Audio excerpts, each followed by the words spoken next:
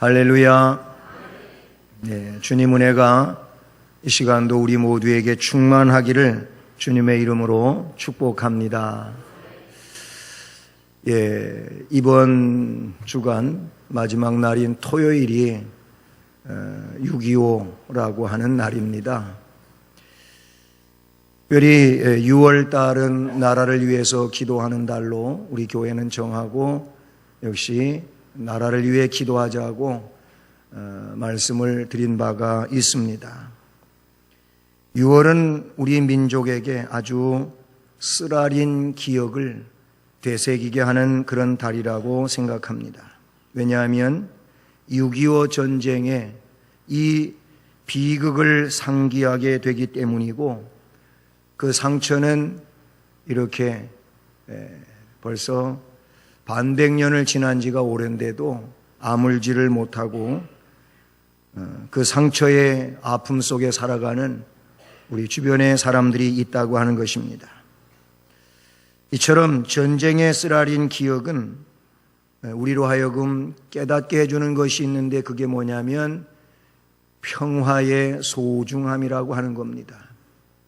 평화를 누리며 살 때에는 이 평화에 대해서 잘 알지를 못하다가 평화를 잃어버리고 나면 그때서 평화의 소중함을 아는 이런 일들이 우리 인간의 어리석음이 아닌가, 그런 생각도 생각하게 됩니다.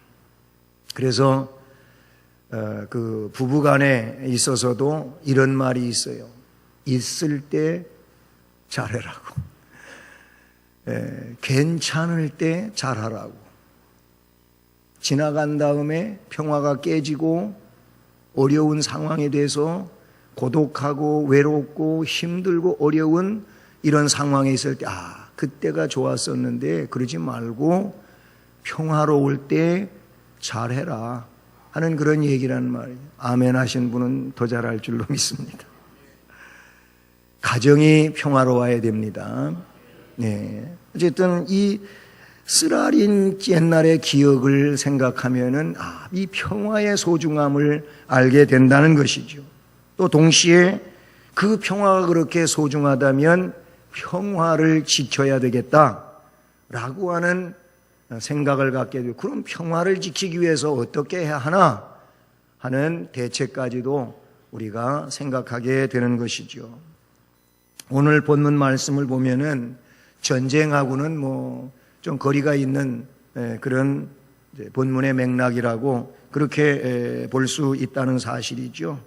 본문의 내용만 보더라도 그때에 귀신 들려 눈 멀고 말 못하는 어떤 사람을 데리고들 왔습니다. 데리고 왔어요. 사람들이 이 귀신이 들려가지고 눈도 앞을 못 보고 말도 못하는 이런 상황의 사람이라는 거죠. 그래서 예수님이 그를 긍휼히 여기시면서 고쳐주셨어요. 예수님이 고쳐주실 수 있는 것은 예수님은 전능하신 하나님으로서 이 땅에 오셨기 때문에 그분은 못하시는 일이 없으신 분이지요. 할렐루야. 고쳐주었어요. 귀신을 쫓아내고, 그리고 눈을 뜨게 하고, 그리고 혀가 풀려 말을 하게 하고, 그 자리에서 그냥 고쳐주셨습니다. 얼마나 좋은 일을 하셨고 칭찬받을 만한 일입니까? 자, 그래서 사람들은 깜짝 놀란 일이고, 이분이 다윗의 자손이 아니냐, 어떻게 저런 일을 할까, 의아스러운 그런 상황입니다. 그런데 바리새인들의 입장은 달랐습니다. 그런 사람들의 놀라면서 이 사람이 다윗의 자손이 아니냐 하는 이런 이야기를 들으면서 이들은 어떤 이야기를 하냐면은, 그게 아니고 저 나사렛 예수가 귀신의 최고 왕초 바알세부리를 힘입어 가지고 귀신의 졸개를 쫓아낸 거다 하는 이야기를 한 건데, 이게 비아냥거리는 얘기인 거죠. 귀신의 왕초의 힘을 입어 가지고 졸개를 쫓아내는 일을 해서 저 사람이 고침을 받았다, 이런 얘기를 하는 거예요. 이거보다 바로 앞에 사건은 어떤 겁니까? 회당에 가셨는데 거기 한쪽 손 말라버린 사람이, 한쪽 손이 마비가 돼가지고 이게 정상이지 않은 사람이 있었다는 겁니다. 그래서 이 사람을 고치는가 안 고치는가 지켜보고 있는데, 왜 그랬느냐 하면 그날이 안식일이었거든요. 유대인들은 안식일 날 병 고치는 일도 하지 말아라, 연장을 들고 일을 해도 안 된다, 심지어는 밥해 먹으려고 불 때도 안 된다, 이런 내용이 성경에 나오거든. 유대인들은 그래서 옛날에 안식일 날 병 고치냐 안 고치냐 지켜보는데, 예수님이 이 한쪽 손이 말라가지고 마비돼가지고 못 쓰는 사람을 고쳐주시네. 그래서 그 사람 얼마나 자유로운 사람이 됐고 좋아졌습니까? 그러면 참 다 같이 좋아할 일인데, 안식일 날 병 고쳤다고 이 사람 나쁜 사람이라고 해가면서 예수를 죽이려고 생각을 갖고 있는 그런 내용이 나와요. 그러던 차에 오늘 본문이 또 시작이 돼. 그때에 라고 하는 말은 그 사건과 연계해서 라는 그런 말인데, 귀신이 들리고 눈먼 사람을, 말 못하는 사람을 고치셨다는 거예요. 할렐루야, 할렐루야. 예, 졸려움이 나의 눈을 감게 하는 시간인데 잘 들으십시오. 조용하게 하겠어요. 하여튼 그랬어요. 그 예수님이 이 예수님 보고 능력으로 행했다고 참 장한 일을 하셨다고 하지를 않고, 귀신의 왕의 힘을 입어가지고 저런 일을 했다고 비아냥거리는 이런 이들에게 예수님이 하신 말씀이, 스스로 분쟁하는 나라마다 황폐하여진다. 분쟁은 싸움을 말하는 겁니다. 스스로 분쟁하는 동네가 있다면, 집이 있다면 서지 못한다, 이렇게 말하는 거예요. 싸움하는 집 치고, 싸움하는 동네 치고, 싸움하는 나라 치고 제대로 서겠냐 이거예요. 못 세워진다는 거예요. 이거를 공관복음서인 마가복음 3장 23절로 26절에 동일한 말씀을 쓰고 있는데, 조금 더 같은 내용이지만 길게 쓰고 있어요. 거기를 보면 이렇습니다. 예수님께서 그들을 불러다, 여기서 그들은 비아냥거리는 사람들이죠. 비유로 말씀하시되, 사탄이 어찌 사탄을 쫓아낼 수 있느냐? 또 만일 나라가 스스로 분쟁하면 그 나라가 설 수 없고, 만일 집이 스스로 분쟁하면 그 집이 설 수 없고, 만일 사탄이 자기를 거슬러 일어나 분쟁하면 설 수 없고, 결론은 망한다고 성경에 쓰고 있습니다. 그러니까 서로 싸우면 망한다는 얘기입니다. 사실 그렇잖아요. 네? 서로 싸우면 망하는 일밖에 없습니다. 싸워가지고 이득을 취하는 일이 있다고는 하지만은 알고 보면은 상처투성이고, 망하는 거예요, 망하는 거. 제가 어렸을 때 우리 동네에 싸움닭이 있었어요.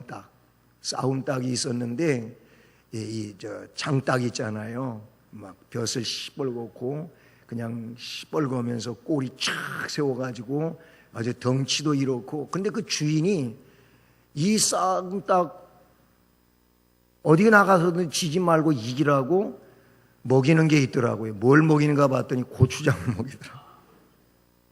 고추장을 이 닭한테 먹이는 거예요. 네? 그리고 요 부리가 콕 쪼면은 그냥 한 방에 상처가 나게 부리를 날카롭게 만들어 주더라니까는요.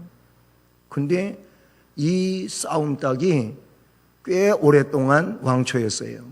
그런데 제가 그 싸움닭 진짜 무서운 닭이에요. 어릴 때 봤는데 나한테도 달겨들을까봐 그래도 가서 궁금증이 많아가지고 봤더니 싸움닭이지만은 승리는 했지만은 상처투성이더라고. 상처투성이에요. 예, 물론 이 털로다가 입혀져서 그렇기는 하지만은 아니 뽑힌 데가 한두 군데가 아니에요. 예, 닭 싸우는 거 보셨나요? 닭은 이렇게 싸웁니다. 가까이에서도 펄쩍 날아갔고 다리를 앞으로 두 개밖에 없잖아요. 이걸 이렇게 세워가지고 이렇게 하면서 발로도 찍고 부리로 하고 그래요. 보셨나요? 나는 원래 관찰력이 많아가지고 봤어요. 그런데 제가 얘기하고자 하는 거는 왕초 같은 싸움 따위라도 싸우고 나면은 상처가 있더라고요. 상처가 있어요. 이기긴 했지만은 상처가 있어요. 어떤 분들이 그러더라고요. 부부간의 사랑 싸움은 가끔씩 해야지 사랑이 더 깊어진다고 그러는데 저는 그렇게 생각 안 해요. 사랑 싸움이라도 싸우고 나면은 상처가 있어요. 상처가. 예, 외부적인 상처는 없다. 마음의 상처가 있어요. 마음에. 남편에 대하여 아내에 대하여 마음의 상처가 있어. 이 상처가 꽤 깊어요. 잘 아물지를 않아요. 그리고 뭐 한번 싸우고 나서 부부간의 사랑이 더 깊어지고 그런다고는 하는데 난 그렇게 생각 안 해요. 싸우고 나면 상처를 남기고 그 상처 때문에 몸살을 하고 그러는 것을 보게 된다는 것이죠. 여러분, 주님은 바리새인들의 왜곡된 생각, 그걸 명백한 진리를 가지고 논박을 하시는데 분쟁하는 나라가 있다면 번영할 리가 없다. 나라 안에서 백성들이 서로 막 그냥 당파 싸움을 하고 서로 대립이 돼가지고 뭐 그렇게 싸워 보십시오. 우리나라도 이런 싸움이 많잖아요. 뭐 지방 지역 싸움이 있어요. 이 싸움은 제가 얘기를 하지 않아도 우리가 다 알고 있는 얘기잖아요. 그런 싸움이 있어요. 분쟁하는 그런 단체, 도시, 가정 건재할 리가 없다는 겁니다. 그래서 바울 사도는 우리 주님의 그런 사상에 근거해 가지고 갈라디아서 5장 15절 말씀에 뭐라고 얘기했냐면 만일 사람이 서로 물고 먹으면 서로 그렇게 싸우고 뜯고 헐뜯고 하면 피차 멸망할까 조심하라 그랬어요. 서로 싸우면 멸망하는 일밖에 없다고 하는 것을 말씀해 주신 겁니다. 우리는 6.25의 비극을 통해서 분쟁, 즉 전쟁으로 인한 피해가 얼마나 막심했었는지를 알지 않습니까? 전후세대, 그것도 지금 새세대, 신세대는 이걸 잘 몰라요. 그냥 교과서에서 조금 보고 배운 것이지 모르잖아요. 그러니까 사상에 대해서 잘 모르기 때문에 엉뚱한 주장을 들고 나오는 일도 없지 않아 있습니다. 분쟁은 파괴입니다. 분쟁하는 가정도 사회도 국가도 교회도 발전할 수가 없습니다. 인류와 전쟁은 타락 이후에 계속 이어져 오늘까지 왔으며 앞으로도 그렇게 될 것입니다. 아담이 범죄를 했습니다. 하나님이 에덴 동산에서 아담과 하와를 추방시킵니다. 추방시켜진 이 아담의 가정에 가인과 아벨의 아들들이 있었습니다. 가인은 하나님께 분노했습니다. 자기가 제사를 드리면 하나님이 받아주시지 않는 겁니다. 그게 자기 문제인데 하나님이 자기 걸 안 받아주는 정당성을 가지고 하나님께 원망하고 불평하고 분노합니다. 아벨은 하나님께서 그 제물과 삶을 받아주십니다. 그래서 이게 기분 나쁜 일입니다. 그 가인은 자기 동생 아벨에 대한 분노를 가지고 그렇게 지내다가 나중에 들판에서 아벨을 만나 돌로 쳐 죽였습니다. 이렇게 가인의 살인으로 시작되는 인간의 살육의 역사는 역사의 모든 지면을 피로 물들여 온 것이 인류 역사라고 말할 수가 있어요. 죄로 말미암아서 하나님의 형상을 잃어버린 인간은 하나님의 사랑 대신에 동물의 법칙이 뭡니까? 양육강식이라고 하는 거 아니겠습니까? 힘의 논리란 말이에요. 이 힘의 원리로 인간 세계도 하나님의 사랑은 없어지고 바로 동물의 법칙으로 세상을 피로 물들여 왔다, 그런 얘기. 그래서 인간의 역사에서 평화를 표방하지 않은 때는 한 번도 없어요. 전쟁을 해도 평화를 위해서 하는 거라고들 이야기하지 않습니까? 이런 모순에 대하여 하나님은 예레미야서 9장 8절을 통하여 말씀하셨는데, 그런 이들의 혀에는 죽이는 화살이 있고 거짓말을 한다고 됐고 입으로는 그 이웃에게 평화를 말하지만 마음으로는 해를 꾸민다고 이야기하고 있어요. 마음속에서는 지금 뭔가 해로움을 꾸미면서도 입술로는 평화를 말한다는 거예요. 이게 사람과 사람들 속에, 나라와 나라 속에 이루어지고 있는 그런 실정이라고 우리 하나님은 말씀을 해 주셨습니다. 명분을 만들어 가지고 평화를 주장하지만은 사실은 새로운 전쟁을 꿈꾸고 있다는 것이죠. 정치적으로는 전쟁의 이유, 전쟁의 원인 여러 가지로 말할 수가 있어요. 정치적인 논리에서. 하나님은 그렇지만 그것이 죄 때문이라는 거예요. 죄 때문에 그렇다는 거예요. 죄가 뭡니까? 욕심이라는 거예요. 탐욕이라는 거예요. 빼앗고자 하는 겁니다. 나라를 빼앗고 재산을 빼앗고 사람들의 어떤 것이든 빼앗고자 하는 것이 욕심인데 그 욕심 때문에 싸움, 분쟁이 일어난다고 말씀하고 있어요.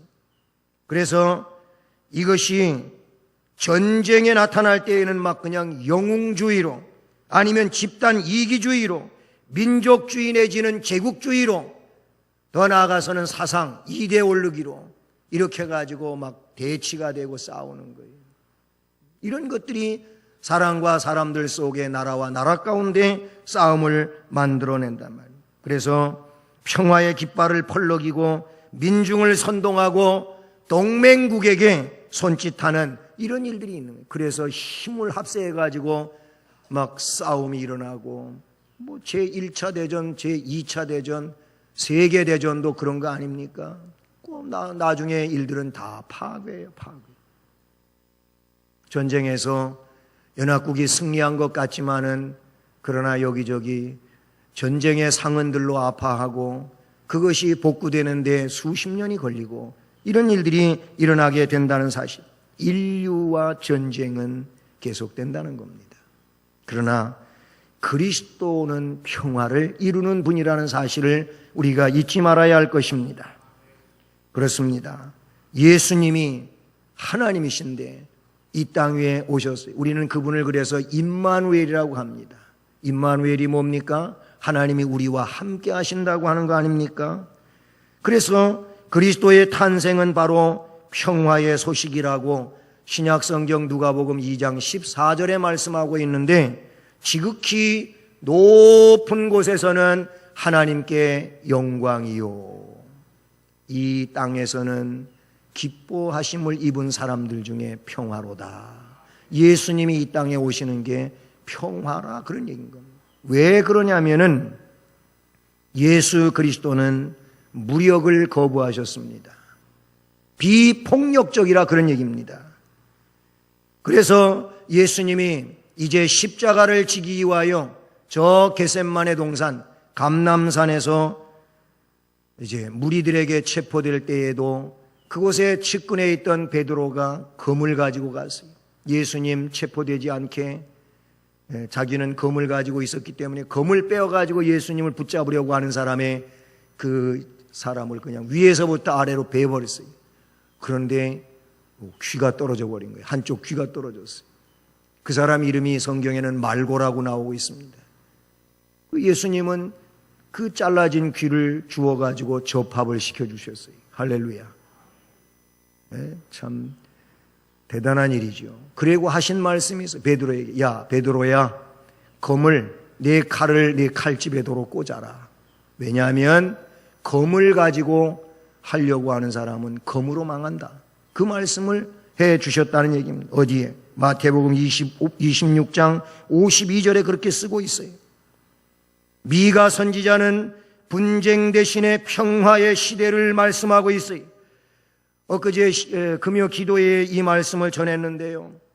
미가서 4장 1절로 4절 말씀에 보면은 거기에 메시아로 인하여 도래하는 평화의 시대를 이야기하고 있습니다.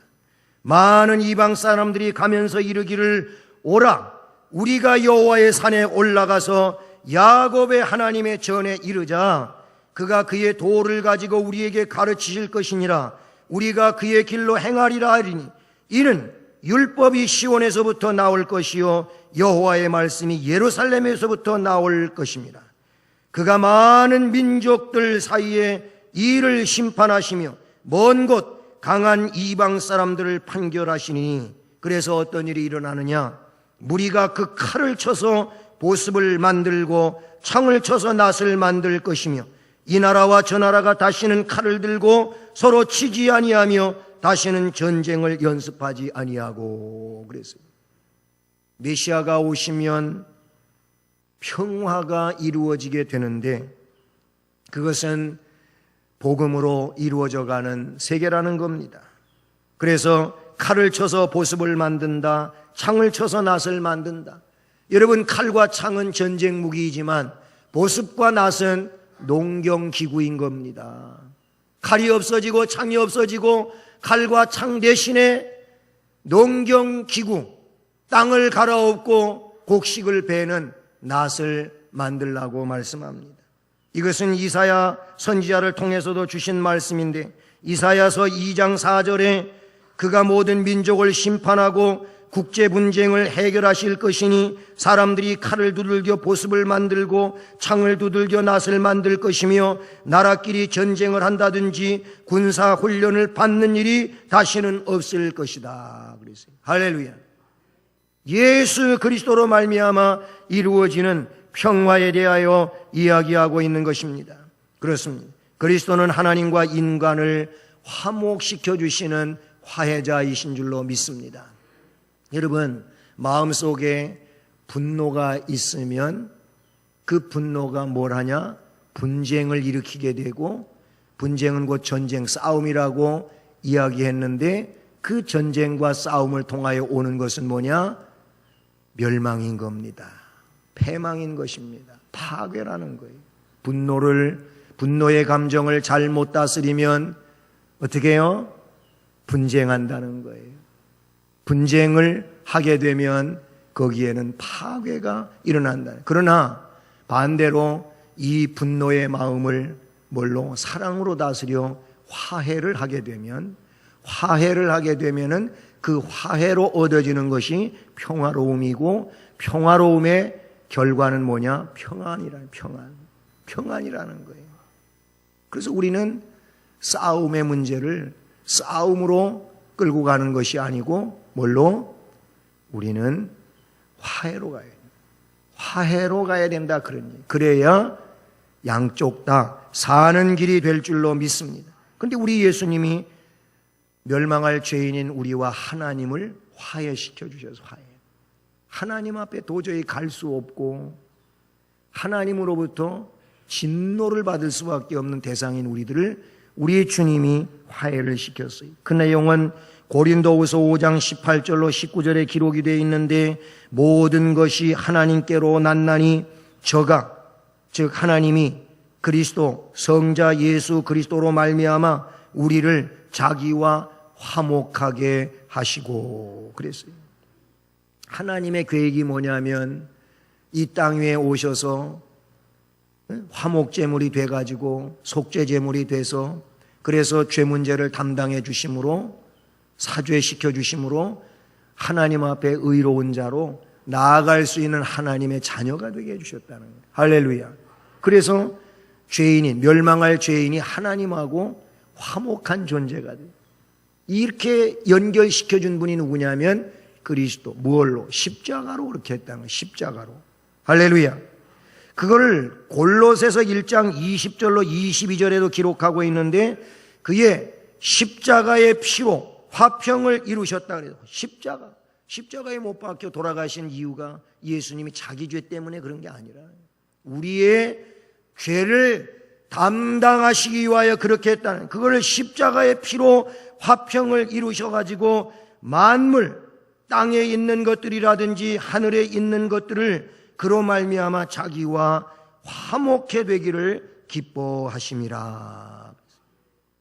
땅에 있는 것이든 하늘에 있는 것이든 그 어떤 것이든 하나님하고 화목시켜 주셨다는 겁니다. 할렐루야.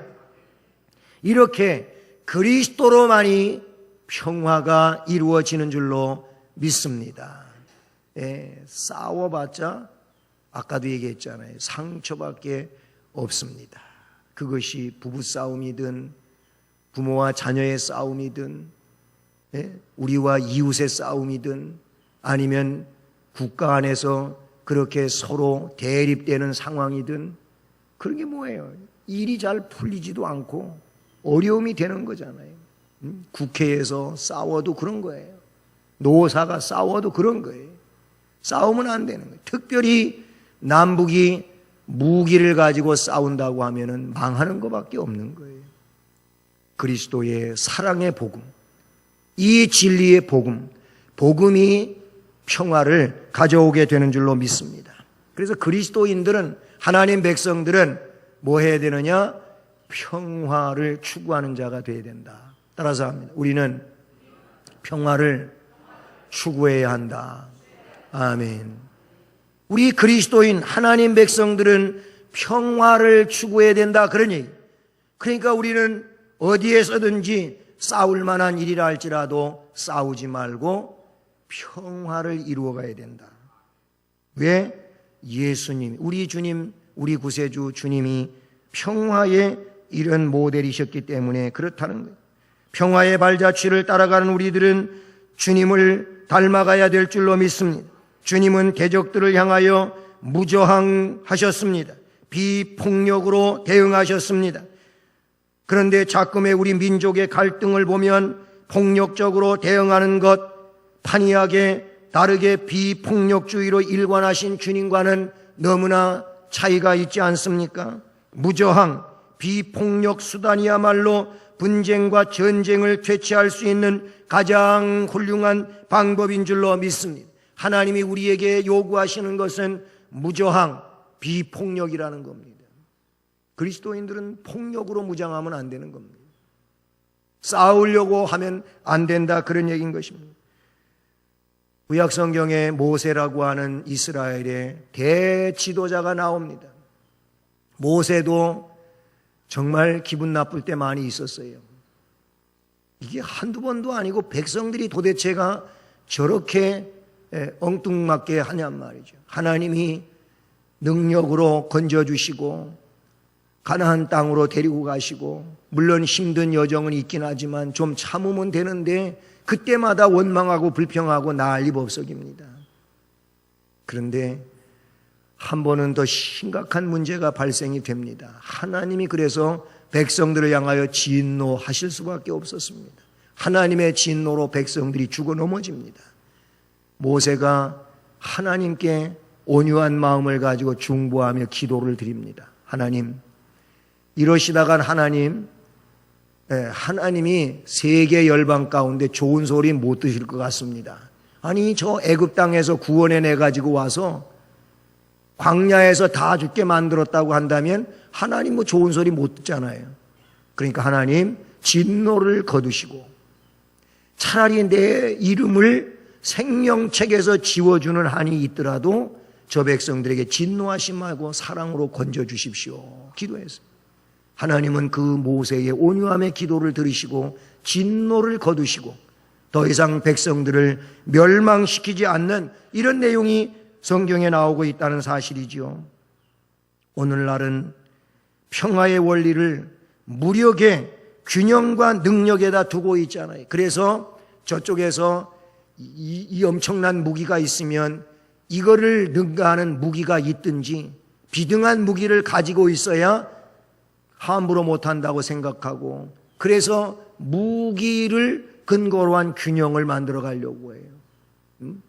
북한에서 자꾸 핵을 개발하느냐, 보유국가다, 아니면 미사일을 자꾸 쏘아올리고 하니까 이거를 우리 대한민국은 견제하기 위해서 그래서 고고도 미사일을 갖다가 배치해야 된다.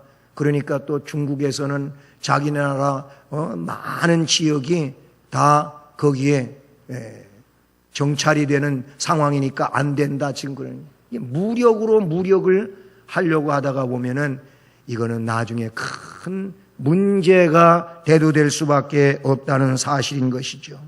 그렇습니다. 세계는 최첨단 과학기술을 동원해 가지고 최신 무기, 핵무기, 무력 증강, 그런데 이건 평화의 균형이 아니고 긴장의 고조만 가져올 수밖에 없습니다. 그리고 이 무력 증강은 언젠가는 폭발을 하게 되는데 그것이 전쟁이라 그런 얘기입니다. 그게 능사가 아니라는 것입니다.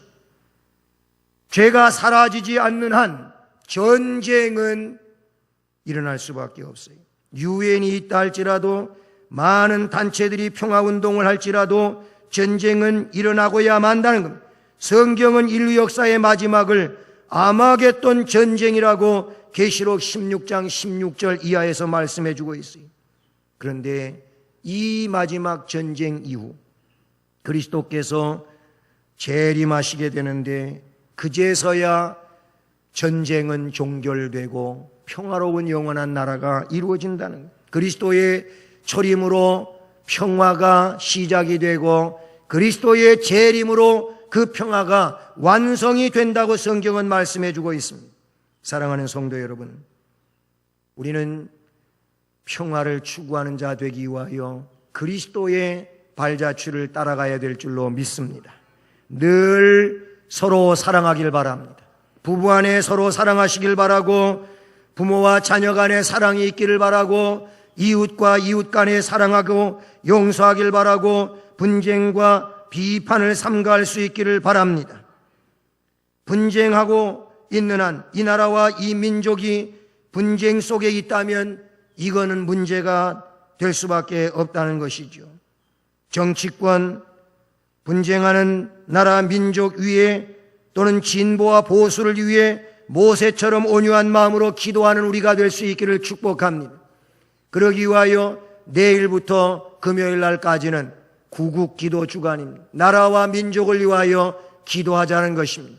새벽 예배에 나오셔서 기도하시고, 새벽에 잘 안 되면 저녁에라도 나오셔서 기도하시고, 교회에 나오셔서 잘 안 되는 일이라면 여러분 일터에서 가정에서 하루에 단 3분이든 5분이든 10분이든 그 이상이든 좀 시간을 정하고 매일 기도하시기를 바랍니다. 평화를 위하여 기도해 주시기를 바라는 것입니다. 이 기도가 위대한 역사를 이루어갈 줄로